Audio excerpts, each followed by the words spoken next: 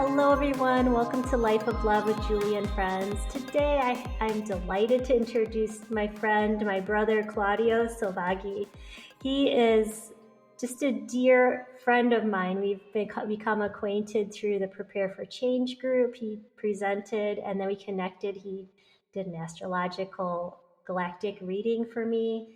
That is his passion, is studying the stars and using their meaning to help guide people to their highest potential. He's truly gifted in his intuitive ability and his ability to read people's charts and also find any kind of medical connections that what the body's showing can also reflect on your star chart. So he also has a website called I You to Me. That's IYOUTOME.com, and it's a wealth of information. He's the CEO, which I have to clarify, he's a Caring for Everyone Organically author of this website and his mission. So it's just a great pleasure to introduce you, Claudio. Thank you for being here today. Hey, thank you. Thank you for the kind words. It's awesome. I look forward to hanging out with you, man. So that's awesome. You're up in Canada, right? Yep. In the lowest part of Canada in Windsor, where Detroit is, we border with Detroit, but they're north of us, believe it or not. It's the only where Canada is south of the United States, in Windsor. So it's pretty cool. That is really cool. Well, yeah, it looks like a bright sunny day. I'm in Georgia and it's a bright sunny day here too. Yeah. So Yep. that is a wonderful, fall is on the horizon, but we're still getting this wonderful, great solar connection. So I adore the sun. I don't know. Absolutely. I don't know. I lived in the Midwest for most of my childhood, and I really do appreciate full days of sun, I have to tell you. Yeah, absolutely. Well, we were down in Florida for 3 years with the grandkids, staying close to them while the whole world is in wonder. And so we 3 years down in Florida. Now we got to come back, and we're staying here. And so we're going to, first winter in 4 years. So it'll be interesting. You'll see how much your blood thinned out. Oh yeah, we're climatized. I'm already feeling this cool day. I can feel it. Oh, I know it'll be a wonderful, it'll be a new experience and you'll navigate it well. Oh, Absolutely. so when we were talking last week, we said that we really would like to share with the audience about synchronicities and signs from the universe, because the idea is that we leave ourselves breadcrumbs or clues about what's important, what we need to pay attention to. And we said we wanted to have a conversation to share. And so why don't you start out with how you view your signs and symbols and what you've observed. Wow. Yeah. I mean, I didn't really pay attention to any of the signs I've gotten growing up. I mean, there's not a whole lot stick out, but when you look back, you can see them. The how they're progressing from when after my mom and dad passed. After my dad passed, I started seeing numbers, and after my mom passed, just seeing all kinds of beautiful signs. To now, the animals guiding you and actually telling you how to know that the signs are in the sky and the stars. From the grackle pointing up to the sky, saying you need to look up. And you go and look up, and in your chart, and you go see, wow, there's a luminary there exactly aligned with the midheaven. To just that whole process of wondering why you're seeing numbers all the time, to now knowing that it's a reality, it's invigorating and overwhelming. So it's quite the journey that everybody is on, and everybody's the synchronicities we're all feeling. So you're saying you can look at your chart when you pull your chart, and you can link what you're seeing in the world to what's on your chart, yes, directly? yes. And the animals, Okay. don't forget animal, it comes from the word anima, and anima means soul. That's why the Egyptians revered the animals, because they are gods, goddesses, guides, and they'll show you the way through the starry waters. right? So they point you to the signs and how to look. Yeah, it's really cool. So yeah, they've I've had the grackle land on our motorhome mirror, looking up with his head going like this. I go look at my chart, and there's the Eris, which is the Madonna, which is Isis, right? It's the winged woman. She's exactly aligned with the midheaven, so the medium coeli. So there's the imam and medium coeli. That means this place where spirit resides. So it's a cardinal point, right? In the church system, we have the cardinals, right? Well, they're supposed to be ones who can communicate with spirit, but anybody can. Every one of us can.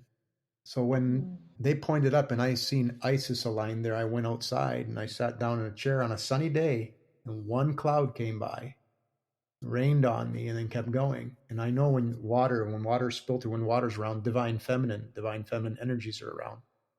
So not only was the bird doing that, not only did I see the alignment, and then a cloud comes and pours a little bit of water on you. It's like, just, yeah, invigorating. It's like, if you're not paying attention, we're going to throw another one at you, and you're not going to pay attention, we're going to throw another one. Exactly. And the beautiful part is everybody has to go through that. It's just a matter of time.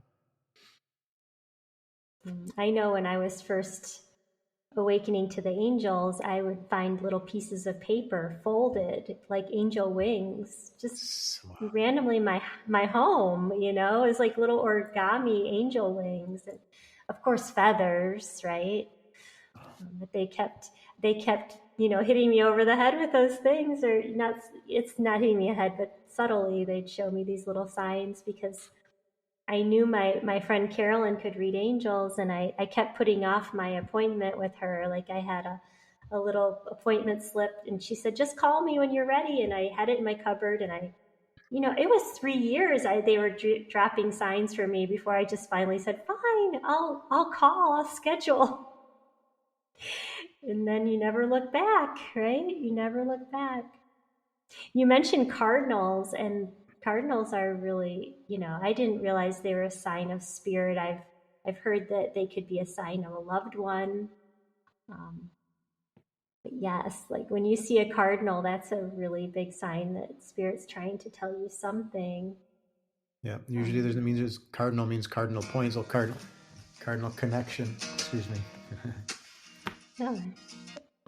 That's my daily alarm to when there's certain luminaries going to be in the midheaven that I want to ask for guidance. Yes. I set on a little alarm and I go outside and I state my loving intentions. So. Oh, do you want to take a minute to do that? No, we're doing it right now. We're doing it right now. It's okay. It's setting a loving intention. This is the same thing. We're just sharing the love, right? So we're vibrating the ether with love, telling everybody just watch for the signs. They've always been there. Just we're going to see them more and more now, because our receiver will know to look. Mm-hmm. Just to stop and pay attention. I've been seeing every morning. I see a pair of hawks. I don't know if they're red-tailed hawks, but there's a pair of hawks that frequent it doesn't matter what time I take my dog out for her walk. If it's 7 o'clock or 9 o'clock, I see these hawks. And sometimes they call to me if I haven't walked the dog. I hear their screech. And I'm like, that's my hawks. But they're trying to get your attention, because the hawks are Horus. That's the all-seeing eye that represents the third eye. That is on the Egyptian walls, yeah. Because I pulled a card before we talked, and it was insight. It was about opening my intuitive abilities. Was the card that I pulled. Yeah, I see that. And my brother just sent me a book about opening up the third eye. Are we both supposed to be? Here's a synchronicity happening right as we talk. Right. And then probably, so I'll go look in the net. I could probably look and find it in our chart. It's beautiful. It's the way it's supposed to be. And so maybe someone listening has seen hawks. You said Horus. There'll be a synchronicity for somebody. Yep. Your third eye. You just pay attention, and like things are moving so fast with the solar flares and the energy downloads we're getting. It's easy to feel overwhelmed, but like you posted on your YouTube channel yesterday, keep your heart light as a feather. It's a common theme. Just try to ride these waves, because everything that seems intense is helping you upgrade. That's how I view it. 100%. You're exactly right. You're exactly right. Yep. Yeah. So you say feather. So I just yesterday when I went out to turn on my little pool thing that goes along the bottom to pick up the leaves and stuff. Well, it was stuck on an angle, and so the belts wouldn't do anything, and it would just sit there and spin. It's never done that in the 10 years I've had the thing. So I said, okay, there's a sign, because next to impossible, there's a reason. So the cord that lies on top of the water, I check and see, and yet there's 3 or 4 ants or different bugs that are sitting there trapped on the water because it's sitting on the cord. So I know, so I slowly pull it over. A couple of them fall into the water. I pick them out. Now there's a couple of ants. They won't leave my body. They won't leave. They won't go out, get off of me. They're staying on me. Whether they want the warmth, show the love, a test, whatever. So I just let them stay on me, and I go and help the other bugs out. And so then I look around. So that's all of them. I get them all off of me. Wait with patience. Let them get off when they're ready. And then I go join my wife and my mother-in-law, who are sitting in the patio. I go 50 feet away. So I don't think they've seen what I was doing, because there's a plant blocking the view anyway. As soon as I get there and I sit down, this little feather comes down. Just floats right past me. Did you guys see that? They go, no. So I pick it up and I put it on a table. It's just about 3/4 of an inch long. So every time I do something, very mindful that my heart must be as light as a feather towards every being, feathers show up. Like, I've had this pool skimmer full of feathers after knowingly made sure I cared about all beings. The pool skimmer was full of feathers. Like, it's so Mayat, which I call it the 42 spiritual laws of Isis. People say, well, that's Mayat, but you don't understand. The divine feminine is a divine feminine. She just puts different headgears on for different messages. So the 42 spiritual laws of Mayat, she's got a feather in her hat. And she's giving you the answers to the exam, the 42 spiritual laws, the 42 spiritual laws, which are the 10 commandments that are written on the Egyptian walls, except 42. So that's the guide to state those intentions, to have a heart as light as a feather. So everybody says, what does it mean? Well, just go read those 42 things or intentions. So that's why you'll see Mayat with the feather in her hat. Now, whether the Indians, when they're wearing a feather in their hat, well, to wear a true feather in your hat, that means you got to love all beings. You got to love all beings. That's funny. I have experiences with that in my pool too. Synchronicities crack me up. I don't know if I told you this. There's a dragonfly, and it was on the top of the water, just non-moving. And I was like, oh, poor guy. And I pulled him out and I set him on the pool deck. And then I noticed his little eyes were moving. And I I was level Awesome. with him I was in the pool and he was on the deck. And I just level, as close as I've ever been to a dragonfly. They're usually on the move, right? They'll come and say hi and then buzz through. But I just straightened his wing out a little, and I set him up and just gave him that attention, that loving attention, and just admired how he looked like a intergalactic spaceship. He just the lines and the colors. Yeah, right. They're so beautiful. Had this moment, the time stands still, and he shuddered and he sputtered and did all his little things to get the water out of his body. And with just I don't know how much time went by, but he made it. He ended up flying away, and I just was like, it's magical. It's magical to just have that. And I know that exact same feeling. Go save a little bee or something, and you just leave them on your hands so they warm up. And I just keep blowing them to dry off, and they sit there and they wipe their wings, and they're drying off their wings, and they're using your breeze, and then they take off. And then I've had them where they actually come by and go, so like passing by saying thank you very much, right? Absolutely. Yeah, absolutely. It's invigorating. And people think, well, that's woo woo. Well, okay, hold on to your ass because there's going to be a whole lot more woo woo going to happen. Last week I had a mouse and I thought it was a leaf. I was up on the balcony. I was like, oh, that's a weird shaped leaf. And then it started moving and I was like, Mitch, Mitch. And we ran downstairs and I was like, oh. So I got the pool skimmer and, he has his mouth, his little mouse teeth are like sticking out of the water and his mouth is opening and he's just gasping for air. He's not a very good swimmer. And so I finally got the pole under him because we didn't have the net. We had the broom, the brush on the pole. So the brush would have hurt him, and I Okay, didn't want. right. I put the pole underneath him, and then my husband got the skimmer basket just by hand, not on the pole, and we put him in there, and then he made it. Like we put him in the little forest by our house, and then I felt bad I didn't have a towel, that I didn't dry him off good because it was I cold. know. And I was laughing because my Uh-huh. grandparents, we grew up going to I their know. garden, and that rodent would not have made it, right? Like my grandparents would have been like, "Oh, he's going to eat our plants," and I was just reflecting on the whole 360. Here I am just treasuring this little being, and it didn't even occur to me to end its life or put it under Yes. the water. Like it never would occur to me, never, never. No, no, But I no, could tell you, no. That was a test. You passed the test. That was a just test. You passed the test. Look at if you think that they're not there intentionally for you to see them, it's 100% correct. Let me mm-hmm. give you a synchronistic sign.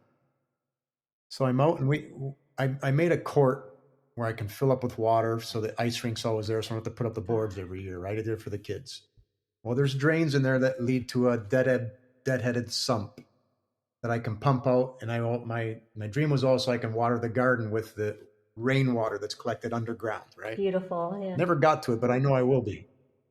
Anyway, so away for 3 years, the court was full with leaves. Uh, Somebody went and drained it. Friends of ours went and drained it, but when they pulled the plug, all the leaves went down there, so it jammed. So now all this was supposed to happen. They don't realize they're supposed to happen because Claudio's got to get a lesson. So I'm out there power washing the court, and the water's not going down, so I got a sub pump pumping it out onto the grass because it's sunken. And I'm trying to clear out the drain. All of a sudden, something stings me, and then stings me a second time. Now I'm watching for everything while I'm power washing. Like there's nothing's gonna get, and everything's gonna be alive. You know what I'm saying? So I'm going, what the hell was that all about? So I go over to Kathy and says, "There's nothing there, whatever," because it was stinging. Well, the next day, I go over towards the back of our pool shed, and I step on a rake. I don't know who left that rake there, but it was the wrong way, and I got whacked in the head really hard. And I'm going, oh, okay, what's this all about? So I go and look where the sump is, and I go to take something off. There's a raccoon down in Oh, that he was sump. going to drown.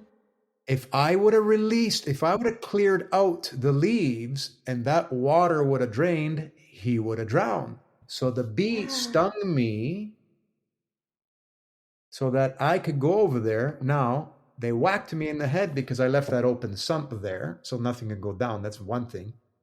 But the real lesson out of all this, they can communicate. The raccoon told the bee to sting me so I wouldn't drown him. That's the truth of it. Mhm. It's not coincidence. It's absolutely beautiful. And it's worth the whack in the head to learn that. And so it's my karma. I know, for so whatever that reason was, I got whacked in the head. It's okay. I mean, it went away. It only stung for a few minutes. But then the beautiful part, my wife and our next door neighbor, who she's always taking care of and sheltering animals. Between the three of us, when they tried so hard to get him out because it was down there for a long time, Mm. and so we got her out, and we built it like when you said sheltering it. No, so when you said the warming up of the mouse, that's what helped me remember it. So we put a little piece of plywood there because it was windy out. She didn't want us to go near it. Didn't want, she would scream and hiss at us, but Mm. she was gone. She walked away. The next day she was gone. So I love that. But that whole episode of everything was supposed to happen for me to learn that they can communicate. And that's when I say, everybody hold on, because we're going to see a whole lot of. That's what Genesis is all about. After Revelation comes Genesis, and they will take back the earth. Mm. They will, with love. With love, Yeah. and that every single animal knew to get on the ark. When Noah made the ark, they just knew to come, and there's enough spaces on that ark for every animal. Right. Now, the ark is what? The ark is the rainbow. The ark is the rainbow, and the ark is also this mystery ship. This rainbow, because we are the seven chakras, so we are the rainbow. That ark is in us. So we have to learn how to steer this ship. Right? That's the metaphor on the ark of the covenant. It's truly is beautiful, and that's why we're getting the new sun now, the seven brighter chakras, the cleansing of this. The ark is being cleansed. We're cleaning this mystery ship. It really is invigorating. Yes, yes. And the interview I did yesterday, we were talking about cleansing your house. You go down to the parts of your soul that need the attention, your inner child that's calling out, and you clean out each drawer, each closet, and it was all about the cleansing. And here we are talking about our chakras and cleansing them, because we're this beautiful ark for, God uses us to work his wonders. Yep. And every single creature is connected to that goal, our soul mission. It just makes everything in your life so much more fulfilling and so magical. Yeah. To have that lens to look at it. Yeah, and then when you said that, because there's people that, the medical industry puts labels on these people, these poor people who just don't want to come out of the house. And that's because their inner child doesn't want to come out. It knows what's happening. And I tell people that, don't worry, they're going to be fine. As soon as the love comes out, all their thoughts and everything become pure. They can't come out in this world yet. We're not ready for them. And we got to clean up. Then they'll come out. So that's just like all our inner childs, right? They want to come out and play, but it ain't time yet. But we're trying to clean it up, right? We're trying to clean up house so the inner child, just like you said, so the inner child can come out. Yeah, you're exactly right. So we can have that joy and curiosity and wonder. I think that's the best thing about, finding that dragonfly that day. It was just that I just felt like a little kid again, in complete wonder and exploration, I very often can feel that kid in me. Sit on the couch over here, and it seems we've changed where we've sat since we've come back to from Florida. And we're both facing the front window, which we don't have any curtains anywhere except for in the bedrooms, because we want the outdoor, we want to see outside. And we're both facing the front picture window, which is the same look as you do when you're looking out the motorhome. So it's really invigorating to have that. And then I can feel myself being in the house that I was born, facing the front door. You know what I'm saying? Even though it's a different direction, I can jump into that little boy. You know what I'm saying? Even going out the back door, the way the steps are, I can feel being on that street that I grew up on. And it's a really, really invigorating feeling. It really is. And what a blessing that it's so positive. We got to allow that. I mean, it wasn't always there, right? It wasn't always there. I had to clean up the thought. Right. Right, like you told me last time. Remember you told me? You said relive it and play it out the way you wanted it to happen. You told me that, and I'll never forget it, because it's empowering. And yes, well, that's cleaning up the temple. We're cleaning the temple, cleaning all those images out, so that little child that was innocent and loved to do the things that he did, so it can come out and play. Yeah. And so it comes out and plays here. Yeah. It is great. What a great time to be alive. It really is. but not everybody's finished going through their bumps, right? And that's where we got to be very patient and loving and kind and reach out. And that's why you're doing this podcast. So if there's anybody out there that needs that reassurance, they get it, right? We want everybody to come out and play. Like you said, Nobody's going to take their bat and ball and go home here. Everybody's on the same team. There's only one team. Yep, only one team, no competition. right? It's just, Yeah. I'm just gonna hold hands and dance. What we can give people advice is to just try to be in that moment and see if there's insects or animals approaching. I have a hummingbird that wants to fly in my face every time I go out to I call it a garden, but it's sort of sad. But the hummingbird wants my attention, and then his friend comes and says, "Get out of here." But yeah, that's Well, here's what you should say, hummingbird or mockingbird? the hummingbirds. Yeah, they're. Hummingbird. Yeah. Mm-hmm. Hummingbird says, seek out the good in life and the beauty in each day. So do you have a reference you look up what the animal symbols mean? Yep, spirit-animals.com. And there's a little box there. You don't have to read all the other stuff. Just read that message there, because there's about 3 or 4 random messages that come up, and Spirit has a great time with it. If there's anything random, that's why cards and everything work, because you're allowing, Spirit within you to drop out the message.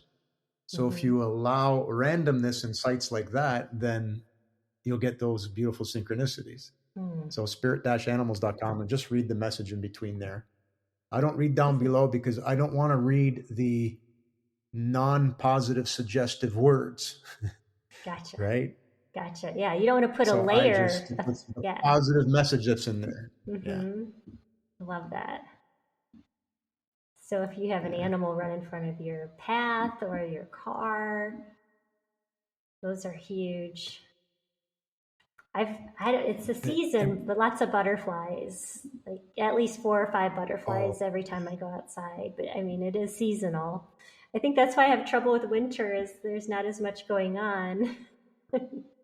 Maybe this winter will be different. We'll talk about that maybe in November, December. Yep. Absolutely. It's all good. It's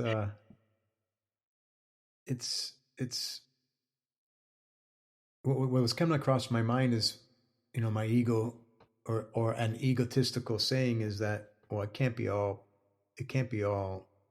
hunky dory. It can't be all peachy. It can't be all woo woo. It can't be all love. But you got to strive for it.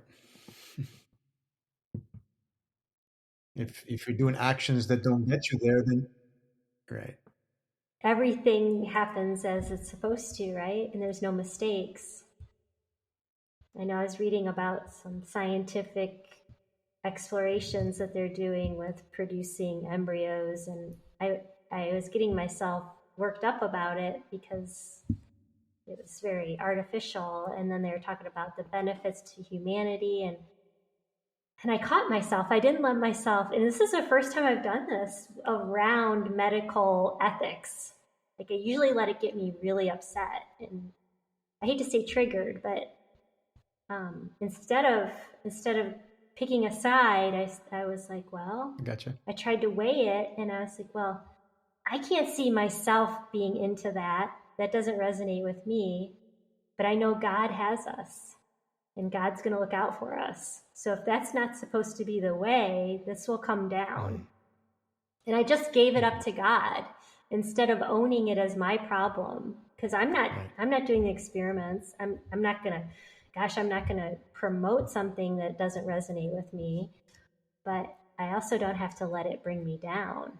And I did. I used it to help say, God, help us, guide us, because there's so many things right now with artificial intelligence and it's genetics, and and it can help some people, organ harvest or whatever. I mean, it's just, there's so many layers, and how can you know everything? But like you said, if we're coming from a pure heart and we want to see love and we want to bring forth good, then that's the best thing to add to the collective at this point, because there's so much of the balancing that we need to really focus on. What we got to envision the world we want, right? We have to Right. stay in that idea, because we can create it.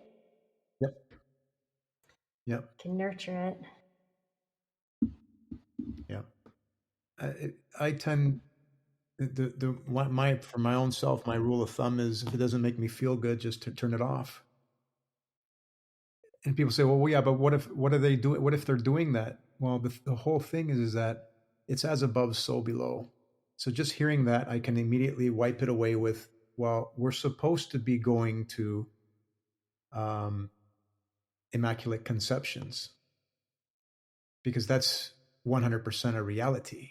So in reality, what they're talking about is the future, that they don't even realize that that's where it's going. Well, we don't need machines. We don't need anything. You just need love. You don't need sexual intercourse. You just need love and guidance. And it'll happen when it's supposed to happen, when the stars are aligned. So that is invigorating. That's on the Egyptian walls. 100% we can do And how? immaculate conceptions. So in reality, the act of sex doesn't really bring necessarily the child, but that's a whole nother discussion. The whole thing is that the reason why they rever the dung beetle, because the dung beetle is a male, and the dung beetle, there's no female dung beetles ever. The dung beetle rolls up a ball of poo towards a certain way towards the sun and has an immaculate conception with spirit and gets born another son. That's why he's holding up the sun god. He's holding up the beetle's holding up the sun, because he's showing you that he can make a son, because he's asking for love from spirit mother. And only the mother can allow, only a mother can allow life to enter this world. So the beetle doesn't have a womb, but the mother allowed that manifestation to happen. So nature's showing us the way, and the Egyptians, our foremothers and forefathers, left that on the walls for us to know that this is where we're supposed to go. Because we're supposed to be less materialistic and more spiritualism and more love. Yeah. So it's pretty wild stuff. But it's what you can release all the other stuff, all the things that you think is going to ruin humanity, ruin the earth, ruin this, ruin that, is just a stage of tests and how we want to manifest. How we can cherish. Right. So, but the realization, the revelation that we're upon brings open the eyes of everyone, including those who have those wild ideas. It's just so powerful. It's just, and I adore that whole idea that, people can just be free to love each other, and there's none of this unwanted pregnancy or some kind of, control around that fetus. That any life that enters is completely intentional and wanted and loved. And right. yeah. Right. So it just makes it out. I know we went through this last whole era before the age of Aquarius to get through this heaviness, to get through the patriarchy, the power competition struggle. We had to go through this, and all these power hungry organizations and systems that we have set up around the world that are still scrambling to keep control of us, they're all melting away. Like, that can't exist in the age of Aquarius. So as soon as we just say, thank you, you showed us what we don't want, this is where we're headed. You can come or not, but 98% of humanity wants to just hold on to each other and love each other and take care of each other. I mean, The other Right. systems are just going to crumble, and they are crumbling. You can see it. You can see it economically. They already are. It's They already the are. signs are there. So this gives me, The fall of Babylon. yes. So everybody just, hold on to your love, hold on to your signs. We left ourselves breadcrumbs of hope and childhood inspiration.